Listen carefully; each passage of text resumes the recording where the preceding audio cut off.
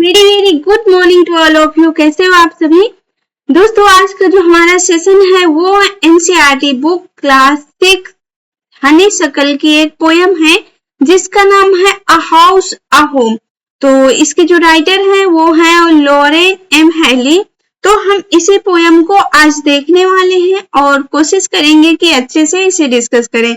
तो सबसे पहले मैं आपको यहाँ पर ये बताना चाहूंगी कि केवीएस 2022 का जो एग्जाम हुआ था वहां पर ऐसे क्वेश्चंस देखने को मिले थे जो कि लिटरेचर से एनसीईआरटी बेस्ड पूछे गए थे। तो हम इनको बहुत अच्छे से समझने की कोशिश करेंगे क्योंकि बहुत ही जल्द केवीएस का एग्जाम होने वाला है जिसमें कि ये सारे वर्क्स तो हमको कहीं ना कहीं देखने को मिलेंगे। और सबसे बड़ी जो बात है ये इसकी जो समरी है, इसका एक्सप्लेनेशन है, वो क्लास 6 के स्टूडेंट्स के लिए भी इम्पोर्टेंट होने वाला है। तो चलिए शुरू करते हैं। देखिए, जो एक हाउस होता है और जो एक होम होता है उसके बीच डिफरेंस बताना है। पहली बात तो यहाँ पर जो ये पोयम है बहुत ही सिंपल लैंग्वेज में लिखी गई है, बट जो राइटर का यहाँ पर मेन मकसद है वो ये है कि हम जो स्टूडेंट्स हैं, छोटे छोटे बच्चे हैं, उनको ये बता सकें कि जो एक हाउस होता है और जो एक होम होता है उनके बीच डिफरेंस क्या होता है। तो चलिए उसी को जानते हैं। तो देखिए यहाँ पर जो हाउस है ना उसमें देखिए हर तरह की चीजें यूज की जाती हैं। उसमें मतलब कि बहुत ही अच्छा देखने में लगेगा, आपको ये देखने में बहुत ज्यादा अट्रैक्टिव लगेगा, बहुत महंगा हो सकता है क्योंकि वहां हर एक चीज जो कि एक आम जिंदगी के लिए जरूरी होती है वो सब कुछ मौजूद हो सकती है क्योंकि वहां पर वो सारी चीज होंगी जो हमको चाहिए होती हैं। बट यदि वहां पर फैमिली मेंबर नहीं रह रहे हैं तो वो हाउस ही रहेगा, वो होम कभी भी नहीं हो सकता क्योंकि जो एक होम होता है ना वहां पर फैमिली मेंबर बहुत ही ज्यादा इम्पोर्टेंट है। सिस्टर्स ब्रदर्स का होना और मम्मी पापा का होना, दादी का होना और एक दूसरे से प्यार करना, लव करना, केयर करना, ये सब चीज एक होम में ही पाई जा सकती हैं। ओके, तो यहाँ पर आप इमेज से भी देख पाओगे कि देखिए ये कितना ही ज्यादा सुंदर मकान लग रहा है। बट यहाँ पर कोई भी फैमिली मेंबर यदि नहीं रह रहा तो हम इसे हाउस ही बोलेंगे, मकान ही कहेंगे। लेकिन यहीं पर यदि कोई एक घर है उसमें बहुत अच्छी फैमिली रह रही है, वो एक दूसरे को बहुत अच्छे से केयर करते हैं, लव करते हैं, एक दूसरे की जो जरूरतें होती हैं उनका ख्याल रखते हैं, बिना किसी सेल्फिश के वो हर काम करते हैं जो एक दूसरे को सपोर्ट कर सकता है, तो फिर वो होम कहलाएगा। तो डिफरेंस समझ में आ गया होगा। अब हम पोयम को लाइन बाय लाइन एक्सप्लेन करने वाले हैं। What is house? यहाँ पर जो राइटर है वो कहते हैं कि हाउस आखिर में है क्या। तो आगे की जो लाइन है उसमें कहा जाता है it's brick and stone and would that's hard. तो कहते हैं कि यहाँ पर ब्रिक हो सकते हैं, ईंटें हो सकती हैं और वो काहे का बना हो सकता है, पत्थरों का बना हो सकता है। अब यहाँ पर जो ये इट्स है इसको थोड़ा सा डिस्कस कर लेते हैं। तो यहाँ पर आप देखिएगा, थोड़ा सा ध्यान दीजिएगा। जो ये इट्स होता है ये एक पॉजेसिव नाउन के रूप में यूज किया जाता है। मतलब कि इट हैज इसका मतलब होगा इट हैज, या फिर इसका मतलब होगा इट इज। इसका क्या मतलब होगा? It is.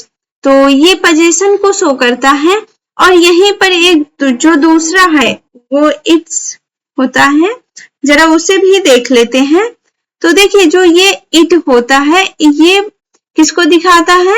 डेमोन्स्ट्रेटिव एडजेक्टिव को दिखाता है, जो कि मतलब इसमें अपॉस्ट्रोफी एस नहीं लगा होता है, इसमें सिर्फ और सिर्फ एस लगा होता है। ओके, तो इतना समझ में आ गया होगा। अब यहाँ पर जो लाइन है आगे उसमें क्या कहा जा रहा है उसे ध्यान से सुनिएगा। It's brick and stone. जो ये हाउस होता है ये कहे का बना होता है, ये ब्रिक ईंटों का बना होता है, पत्थरों का बना होता है। एंड वुड दैट्स हार्ड, और वो हो सकता है कि लकड़ियों का भी बना हो, जैसे उसमें वुड का यूज किया गया हो, बहुत ही ज्यादा उसमें, क्योंकि देखिए जो कोई मकान होता है वो जरूरी थोड़ी ना है कि वो सिर्फ और सिर्फ ईंट पत्थरों का ही बना हो, वो लकड़ियों का भी हो सकता है। तो उसी के बारे में यहाँ पर कहा जा रहा है। Some window glass and perhaps a yard. तो यहाँ पर जो राइटर है वो कह रहे हैं कि वहां पर कुछ विंडोज का यूज किया गया होगा जो कैसी होंगी, ग्लासेस से बनी होंगी, मतलब कि वहां पर कांच की जो विंडो होंगी। एंड परहैप्स अ यार्ड, और हो सकता है कि वहां पर यार्ड भी बना हो। तो यहाँ पर देखिए जैसे ये कोई मकान है, ओके, तो यहाँ पर जो इस तरह से जो ये बाउंड्री होती है, बाउंड्री को हम यार्ड बोलेंगे। जैसे कि आप पहले वाली इमेज में देख पाओगे कि यहाँ पर इस तरह से पूरी हरियाली होती है और फिर एक बढ़िया सा वो बनाया जाता है कि घर को बढ़िया से मतलब कि कवर किया जा सके। तो उसी तरह से उसमें यार्ड भी हो सकता है। It's eaves and chimneys. तो वहां पर क्या यूज किया गया होगा, वहां पर छज्जा का यूज किया गया होगा। तो यहाँ पर जो eaves है इसका मतलब है छज्जा, एंड चिमनीज का मतलब होता है जो धुआं, जैसे कि जो पुराने घर होते हैं तो वहां पर धुआं निकालने के लिए जो चिमनीज बनी होती हैं, चिमनी बनी होती हैं, उन्हें कहा जाता है। जैसे कि आप यहाँ पर इमेज में देख पाओगे, ओके।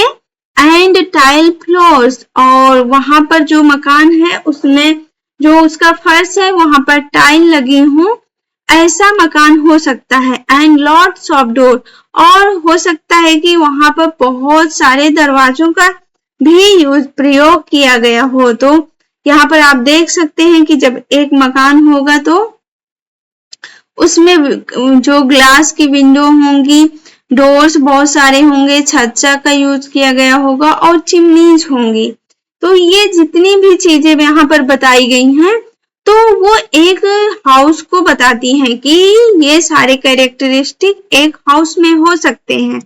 अब वहीं पर हम डिस्कस कर रहे हैं कि जो एक होम होता है उसके लिए क्या क्या इंपॉर्टेंट होता है। तो व्हाट इज अ होम, यहाँ राइटर फिर से क्वेश्चन कर रहे हैं। It's loving and family. तो यहाँ पर जो सबसे ज्यादा जरूरी है वहां पर लव है, और एक परिवार का होना बहुत ही ज्यादा इंपॉर्टेंट है, तभी वो जाके एक घर बनता है। एंड डूइंग फॉर अदर्स, और वो जो काम करते हैं ना वो दूसरे के लिए करते हैं, उनमें उनका कोई भी स्वार्थ नहीं होता है।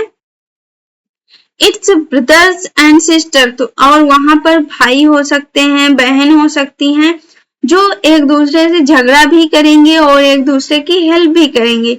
जैसे कि आपके यहाँ कोई छोटा भाई है और आप उसे सिखाते हो, उसे कुछ नहीं आता, जैसे कि कोई क्वेश्चन है उसे नहीं समझ में आ रहा तो आप उसका डाउट दूर करोगे। तो यहाँ पर आपका तो उसमें कोई मतलब नहीं निकलता है, आप उसके लिए कर रहे हैं, जो आपका छोटा भाई या छोटी बहन है उसके लिए ये काम कर रहे हैं।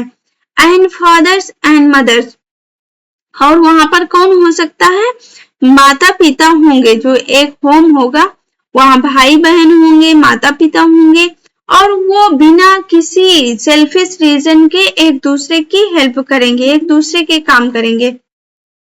जैसे अपने पापा को ले लो, तो यहाँ पर आप देखोगे कि वो बिना किसी भी कुछ भी पूछे बगैर आपकी वो सारी जो जरूरतें होती हैं उन्हें पूरा करते हैं। वो कभी ये भी नहीं पूछते कि क्या ये जरूरी ही है तुम्हारे लिए, तो वो उन सारे कामों को करते हैं जो कि तुम्हें अच्छा फील करवा सके।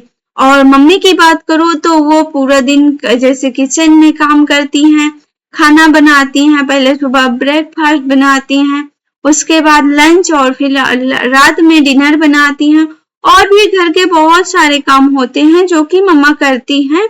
बट उनको कोई भी उनका जो सेल्फिश रीजन नहीं रहता है, उन्हें ऐसा कुछ नहीं चाहिए होता है जिसकी वजह से वो ये सब कर रही होती हैं। उनकी एक जिम्मेदारी जैसे वो अपने आप को ले लेती हैं और आपका पूरी तरह से ख्याल रखती हैं, आपकी हर जरूरतें पूरी करती हैं। तो ये सब जहां पर होगा उसे होम कहेंगे, ओके। एंड काइंडली शेयरिंग, और वो एक दूसरे को अपनी जो चीजें होती हैं उन्हें शेयर भी करते हैं। जैसे ये समझो कि घर में कोई ऐसी चीज है जैसे आपको क्या खाना ज्यादा पसंद है, ये समझ लो कि आपके घर में समोसे आए और समोसे आए गिनती के, जिसमें से एक एक तो मिल रहे हैं लेकिन कोई एक ऐसा पर्सन है जिसे नहीं मिल रहा, तो आप ऐसा करोगे कि अपने हिस्से से उसे दे दोगे। तो यहाँ पर काइंडली शेयरिंग हो जाएगा, मतलब कि आप बांट कर एक दूसरे के साथ प्यार से चीजों को शेयर करेंगे और फिर उनका यूज करेंगे।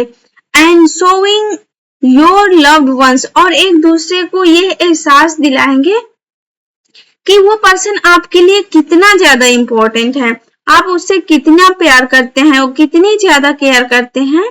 तो ये सब जहां पर होगा वो सिर्फ और सिर्फ एक घर ही हो सकता है। यू आर ऑलवेज केयरिंग, और तुम हमेशा केयरिंग होगे, एक दूसरे का ख्याल रखोगे, वो चाहे जिस भी तरह से हो। जैसे आपको कोई जिम्मेदारी दे दी जाती है तो आप इस बात का पूरा ख्याल रखोगे कि आप उस जिम्मेदारी को पूरा कर सको। तो यही सिंपल सा ये पोयम थी जिसमें कि हमने एक जो हाउस होता है, एक होम होता है, उसके डिफरेंस को समझ लिए।